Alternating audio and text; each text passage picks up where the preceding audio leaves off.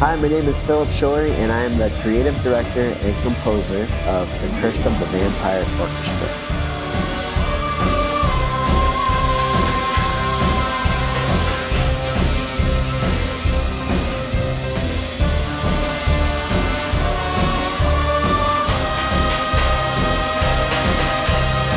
I think I called it Curse of the Vampire because I wanted to stay in line with Nosferatu, which highlights the villain, similar to Lord of the Rings, which the Lord of the Rings is believed to be Sauron. So the Curse of the Vampire is upon all of us. I first got the idea to write the music for Nosferatu a long time ago.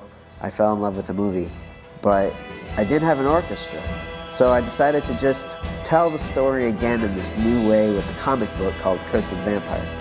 I showed the comic book to a friend of mine in Poland, and she had a festival, an art festival called Slut Art Festival, and she asked if I would write music for the movie to go along with the comic. And I said, that'd be great, but I don't have an orchestra.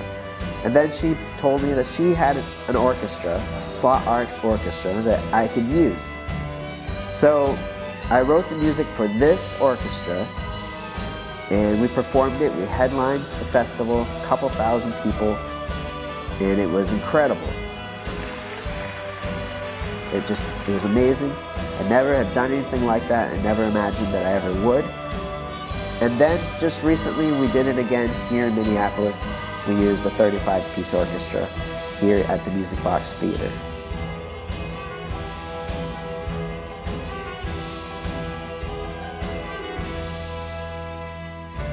It's so great to be a well-rounded musician, and when you get to do things like this, you just get to learn so much more. And I've been singing for years, since I was a kid, and this was really actually a great learning experience for me as well.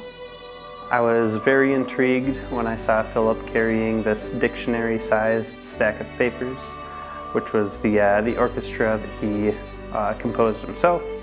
A lot of people could say that they've played at concerts and festivals. Not a lot of people could say that they've scored to a live silent film.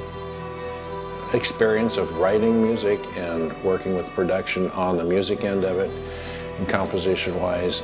I also enjoyed doing the production for the lights and working with the sound issues and just getting everything timed in correctly. It was quite an accomplishment to get this done.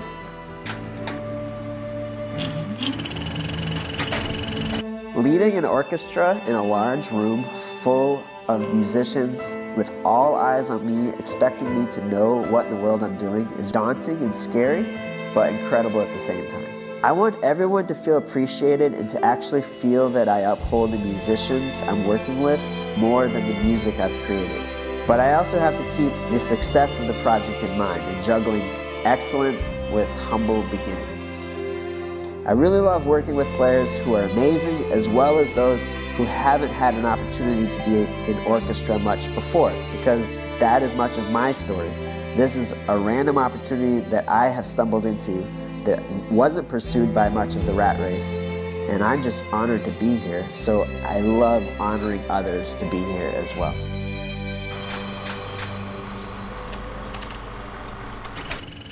I fell in love with film scoring and silent film back in high school. I was going through a little bit of a vampire phase, and I watched Nosferatu shortly after that, got really into silent horror films. If I had done something musically with Nosferatu back then, I probably would have had somewhat of an unhealthy approach to the character of the vampire, and seeing it and just identified with that emotional theme a little maybe too closely. But now I see that there are three dominant characters. There's the vampire hunting theme, which represents all the justice in the world. And then you have John, who represents humanity. And then Ellen, this lover and this healer. I wanted to score this film differently than a typical silent film, which is usually improvised, comical, and with the action.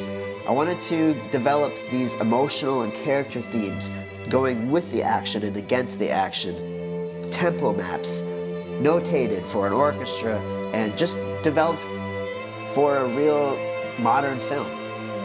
I think the creative process usually comes by working within limitations. I had been given strict limitations on what instruments I could use and which ones they would have at the festival. So I catered the music to that. But I also catered the music to fit the scene and the cult following and the music scene that this film already has.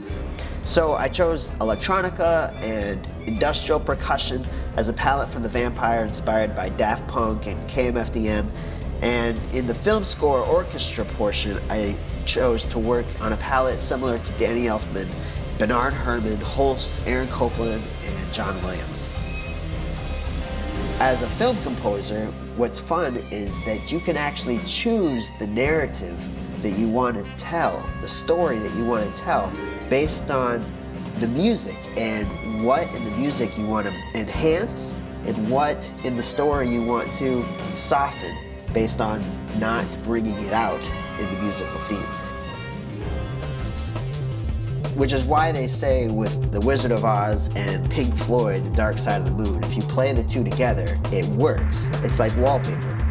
When talking about perspective, there's a part in the movie that I really like where John gets the deal to get a lot of money by going to the Land of Phantoms and striking up this lucrative real estate deal with the Count.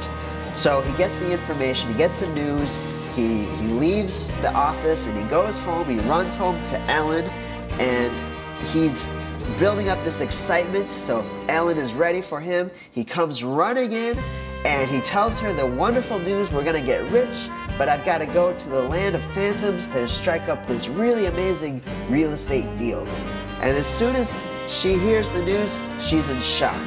She is horrified, she's not excited, but musically, we're feeling John's excitement. We're hearing his adventure theme, but we're seeing Ellen's horror, her concern.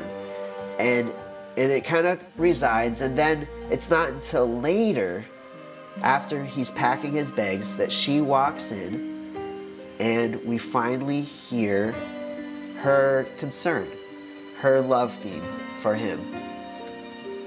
This whole project came as a really big surprise to me. And it's going to be even crazier when it turns 100 years old in 2022, because we've already done 2 shows on 2 continents with 2 orchestras. But I hope we can do more here in Minneapolis to celebrate this amazing story with this amazing historic film, Nosferatu.